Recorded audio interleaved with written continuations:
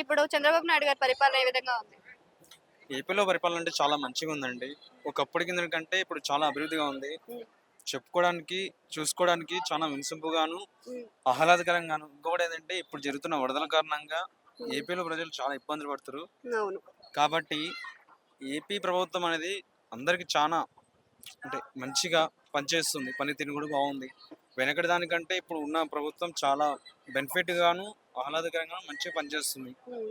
అందులో deputy CM వచ్చేసి ప్రతి ఒక్కరికి ఎలాంటి సమస్య ఉన్నా కూడా ప్రతి ఒక్కటి కనుక్కొని, వినుక్కొని అందరి పట్ల ఎలా ముందుకు వెళ్ళాలి, ఎలా చేయాలని చెప్పేసి మంచి స్పోర్టివ్‌గా ముందుకెళ్తారు. మిగతా ఎమ్మెల్యేలు గాని, ఎంపీలు గాని అందరూ ఒక విధంగా ఒక మన్ ఒక మాట తీరుగా గాని అందరూ మంచిగా పనిచేస్తున్నారు. పర్లేదు బానే నడుస్తుందండి ఇప్పుడు అంటే ప్రభుత్వం. ఇక్కడ వరదల కోసం అని కూడా విరాళాలు ఇచ్చిన దాంట్లో కూడా పవన్ కళ్యాణ్ 6,00,00,000 వరకి ఇచ్చారు కదా! సో, అవునండి. అంత పారితోషిక సారీ, అంత విరాళం అనేది ఇచ్చిన ఫస్ట్ పర్సన్ కూడా ఆయననే కదా! మీరెలా ఫీల్ ఫస్ట్ అవుతున్నారు? పర్సన్ అంటే తనే కానీ, తను చేసిన పనులు చానా ఉన్నాయి. ఎందుకంటే సొసైటీకి తెలవదు. చెప్పుకోలేదు ఎక్కువ. ఎక్కడ తెలియదు. ఎందుకంటే ఎక్కువ ఎక్కడ పబ్లిసిటీ గాని, చేసుకోవడం గాని అలాంటి ఎక్కువ లేదండి. ఏందంటే చాలా మంది ఏమనుకుంటారు అంటే తను తిన్నాడు అందుకే అలా పెడుతున్నాడు అనుకుంటారు కానీ, తాను పెట్టడంలో చానా ఎక్కువుంది. కానీ హ్మ్. ఎక్కువ ఎక్కడ లీక్ అవ్వలేదు.